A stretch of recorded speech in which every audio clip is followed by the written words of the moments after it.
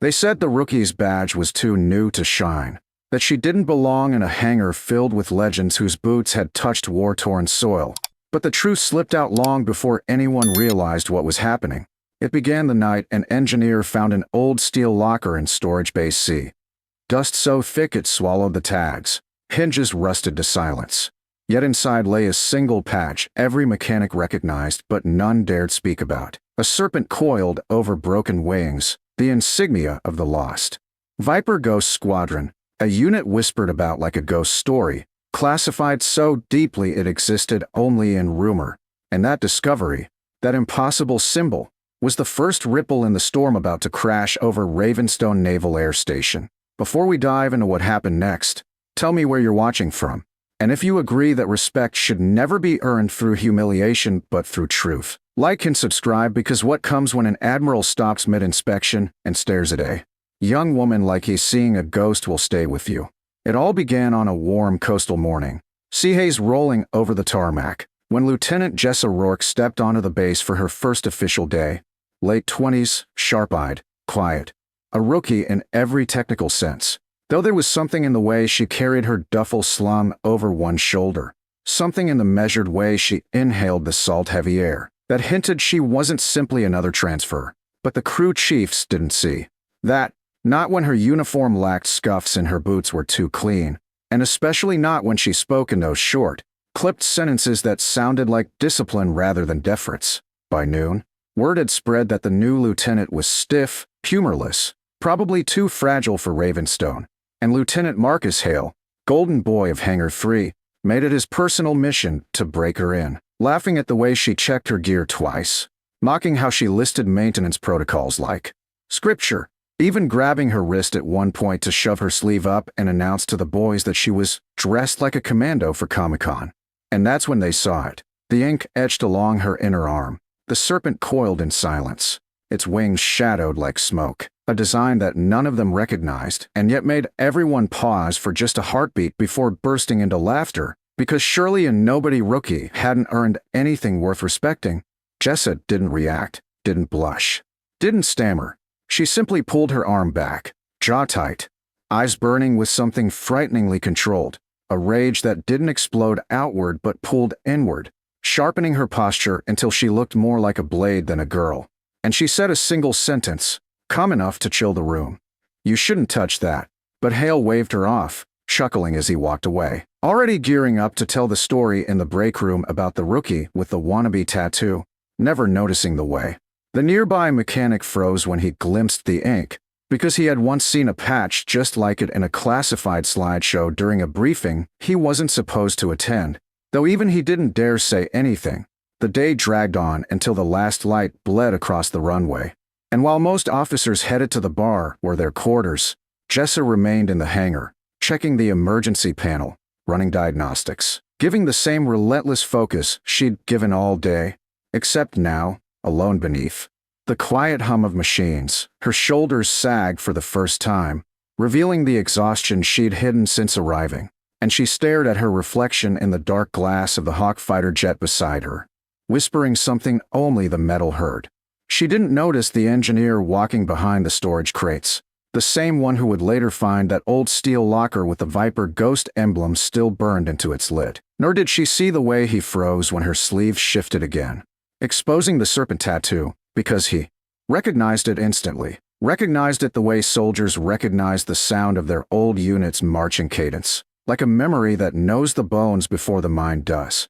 And though he said nothing then, his heart climbed into his throat, because there was no universe where a woman her age should be carrying that insignia unless someone had given it to her in a ceremony almost nobody alive had ever witnessed. The next morning, Jessa walked into the briefing room where Hale already held court, bragging about flight sims and mocking her for overchecking her equipment. And though she sat alone at the end of the table, she heard everything.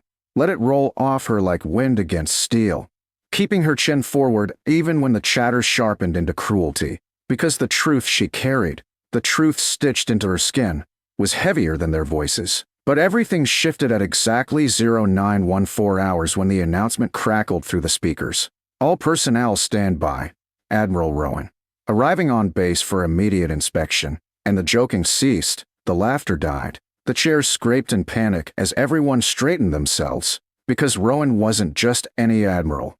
He was the kind men whispered about in mess halls, the kind commanders referenced when reminding pilots what real leadership looked like. And by the time he stepped into Hangar 3, the air felt tight enough to snap, boots lined in perfect rows, officers rigid, and Jessa standing quietly at the edge where she wouldn't obstruct anyone. The Admiral walked past Hale with barely a nod, past the rows of polished machinery, past the glinting Hawk fighters, until he stopped, dead still, in front of Jessa, and the hangar fell into a silence so absolute it felt like the whole world was holding its breath. He stared at the ink on her arm, at the serpent coiled over shadowed wings, and his face, notoriously unreadable, cracked open with something like shock, grief, disbelief, and Jessa lifted her eyes, meeting his, as if bracing for judgment, yet utterly unprepared for the words he spoke, soft but echoing like a detonated truth. "Lieutenant, where did you get the mark of Viper Ghost?" And in that suspended second, before anyone understood what was about to unravel, before Hale's smirk died on his lips, before the Admiral's expression shifted into something haunted, Jessa felt every moment of humiliation she'd endured coil into a single silent heartbeat, because this was the moment the past she carried quietly on her arm walked straight into the room to meet her. The hangar didn't breathe for a full 3 seconds after Admiral Rowan said those words, the kind of silence that makes even jet engines seem fragile, and Hale, who had spent the last 24 hours mocking Jessa's posture, discipline, and ink, slowly lowered his smirk as the air around them shifted into something heavy, electric, almost reverent. Jessa's face didn't flinch, but her pulse thudded visibly at the side of her neck as she answered the Admiral with a quiet steadiness that made the entire room lean closer. "Sir, I was given permission by Commander Fane Rourke." And the moment her father's full name left her mouth, something inside Admiral Rowan broke open, not in anger, but in a grief so old it had calcified into stone, and he inhaled sharply as if he were staring at a ghost. Someone at the back whispered, "Rourke? As in Viper 1? And another murmured, "But they're all dead, the whole unit." And the murmurs rippled toward the front until the Admiral cut through the noise with a raised hand, though his eyes never left Jessa's tattoo.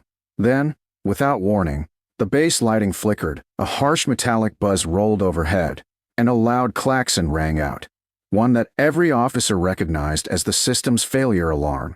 Red strips lit along the walls as the hangar's central panel switched to emergency mode, and the ground crew sprinted toward the backup consoles, shouting diagnostics and trying to steady the sudden cascade of malfunctions as screens blinked and gauges skittered into the red. Hale pointed instantly at Jessa, loud enough for everyone to hear. "She tampered with the panel yesterday. Check the logs. She probably messed up the power grid." And for a heartbeat some of the officers looked uncertain, because the lieutenant did, in fact, spend more time around the wiring than anyone else. But Admiral Rowan's voice cracked like a whip. "Stand down, Lieutenant Hale." And for the first time since arriving at Ravenstone, Jessa saw Hale flinch. But instead of arguing, she stepped toward the malfunctioning console with the same deadly calm she'd used the night before, her fingers flying over switches, isolating circuits, reading error codes faster than the 3 senior tech officers could process, and the sheer efficiency of her movements, sharp, decisive, like someone trained not to react but to solve, stopped the room in stunned silence. She routed the failing power sequence into a backup relay and shut down the overheating transformer. In under 15 seconds, forcing the entire grid back to a safe baseline before any of the Hawks could auto-initiate. "How did you know to do that?" one of the crew chiefs asked, voice trembling more from awe than fear, and Jessa didn't look up as she answered, "My father taught me." Viper Ghost didn't just fly. They engineered their own tactical systems, and the Admiral closed his eyes for a moment, as if hearing her father's name in her voice reopened wounds he had buried decades ago. The alarm faded. The emergency lighting dimmed, but the tension didn't lift. Instead, the entire hangar seemed to pivot toward Jessa, as if gravity had shifted, and Admiral Rowan finally spoke the words that turned the already tense morning into something mythic. "Lieutenant Rourke, your father saved my life," he said quietly, his voice suddenly stripped of its iron. And the room stilled again as he looked at her not like a rookie, but like the last remnant of a legacy no one was supposed to speak of.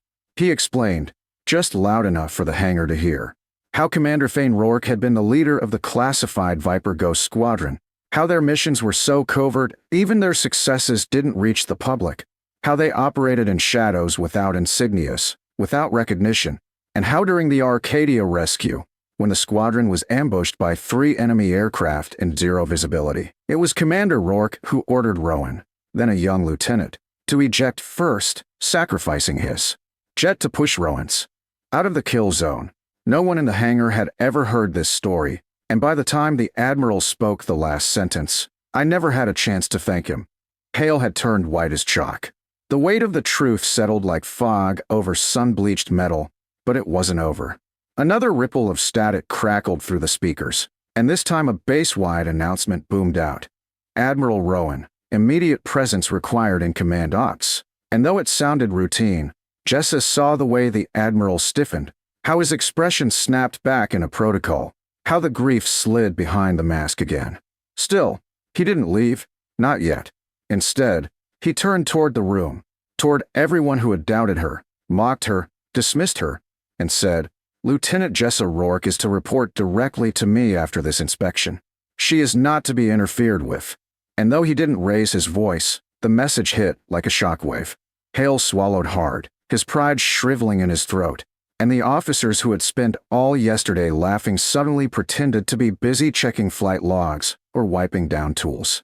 Jessa stood still, not triumphant, not vindicated, just steady, like a storm deciding where to land. Yet beneath that calm, she could feel every piece of her controlled rage sharpening into something colder. A focus her father once called the Viper Quiet, the state where emotions funnel into purpose instead of chaos. And as the Admiral finally turned to leave the hangar, his steps echoing, the entire room shifted with him. Nobody speaking, nobody moving, because they realized something terrifying and humbling at once. The rookie they had mocked wasn't just carrying a tattoo. She was carrying a legacy, one powerful enough to make an admiral stop cold, one dangerous enough to stir ghosts the Navy had buried decades ago. And though none of them knew it yet, the moment he left the room, the storm really began. The storm began the moment Admiral Rowan stepped out of Hangar 3, his shadow barely fading from sight when the base's internal comms erupted with overlapping alerts, sensor anomalies, unauthorized data pings, encrypted transmission attempts from inside the station itself, and as officers scrambled to workstations, Jessa felt a strange, familiar heaviness settle in her chest. The same instinct her father once described as when the air changes before a strike. But before she could move, Hale, desperate, cornered, pride curdling into recklessness, stepped toward her and hissed, "This is your fault, rookie," loud enough for the others to hear, though now no one echoed him, because the room that once laughed at him was watching him unravel. Jessa didn't react, didn't rise to his anger, but her silence made him snap, and he lunged to grab her wrist again. The same wrist with the serpent tattoo, but before contact could be made, a voice cut through the tension like a blade. "Lieutenant Hale, step away." It wasn't Rowan. It was Commander O'Neill, head of base operations, a man with 30 years of service and a reputation for being unshakable. And Hale froze because O'Neill rarely got involved in interpersonal conflict. But this wasn't interpersonal anymore. O'Neill turned to Jessa, his stern face cracking with something like disbelief. "You said Fane Rourke was your father," he said quietly, and when she nodded, he exhaled so slowly it sounded like the air was being dragged out of him. "I flew with Viper Ghost during the first year. Rourke saved my entire crew on a mission I wasn't allowed to report. If I had known..." His voice broke off as if finishing the sentence would collapse him, and Jessa, who had spent a lifetime carrying her father's shadow silently, felt something inside her soften. Not pride, not triumph, but a sudden warmth she wasn't ready for, recognition. But the moment was interrupted by a deafening alarm pulsing through the entire base. Command Ops' highest level alert, used only during breaches or direct threats. And every officer sprinted toward their stations, boots hammering against concrete, voices overlapping with urgency. But Jessa didn't run blindly. She followed the signal strength on the dashboard monitors, tracing the interference pattern to its source, and her eyes widened when she realized it originated from Hangar 2, the restricted hangar reserved for classified aircraft. Without waiting for permission, she rushed toward the hangar, O'Neill shouting after her. But she pushed through the secure doors just as two technicians scrambled away from a console flashing red, shouting, "Someone is trying to access the prototype HawkX system." And Jessa felt a surge of dread because the HawkX was built using modifications inspired by her father's last recovered schematics. Schematics only a handful of people in the world even knew existed. She didn't hesitate. She dove toward the manual override, ripped off the access panel, and began rerouting the circuit manually, sparks bursting near her fingers as she forced the lockout sequence into compliance. Outside, to the hangar's reinforced glass, she could see the airfield tightening into chaos as the Admiral sprinted toward the building with his security detail. But inside, all she could hear was her father's voice from years ago, teaching her how to bypass overloaded systems by grounding the circuit through the chassis. Her hands moved faster than her memory could keep up with, and when the console finally shut down, the prototype powering off with a final sputtering whine, Jessa collapsed back onto the grated floor, chest heaving. Rowan burst through the doors at that exact moment, and when he saw the disassembled panel, the smoking wires, and the grounded relay she'd rigged with nothing but instinct and muscle memory, his expression cracked, not with shock, not with awe, but with something deeper, older, mournful. "You work like him," he whispered, and that was the moment. Jessa's control finally faltered, only for a heartbeat, her jaw trembling before she forced the emotion back down. They secured the breach, traced the anomaly to a corrupted maintenance drone, and once the chaos settled and the base exhaled as one, Rowan dismissed the security teams and turned to face the officers who had gathered in a hushed, trembling group behind him. "Lieutenant Jessa Rourke," he said, projecting his voice across the cavernous hangar, "is hereby selected for Advanced Tactical Integration, a program created by Commander Thane Rourke before his death. The tattoo she wears is not decorative. It is a legacy mark, one granted only to those who carry the Viper ghost lineage." Gasps rippled through the crowd, but Rowan wasn't finished. "For those who mocked her competence," he continued, and every eye silently flicked to Hale, who was now shaking with humiliation, "understand this. You mocked the daughter of the man who saved every life in this room, directly or indirectly. You mocked the last living link to a squadron that never received medals or headlines, only graves." The hangar fell into a reverent silence. Some officers straightened their backs. Others looked down at their boots, ashamed. And Jessa, who had spent years training in shadows, honoring her father's memory alone, finally stood not as a rookie, not as an outsider, but as the inheritor of a legacy as feared as it was respected. Rowan stepped toward her, his voice lowering so only she could hear the final truth. "Your father always said you'd surpass him one day. Today, Lieutenant, you did." And as the hangar's massive doors opened to the setting sun, casting long amber light across steel and concrete, Jessa Rourke walked forward, not just as a soldier, not just as the daughter of Viper 1, but as the moment her father's ghost finally stopped walking alone.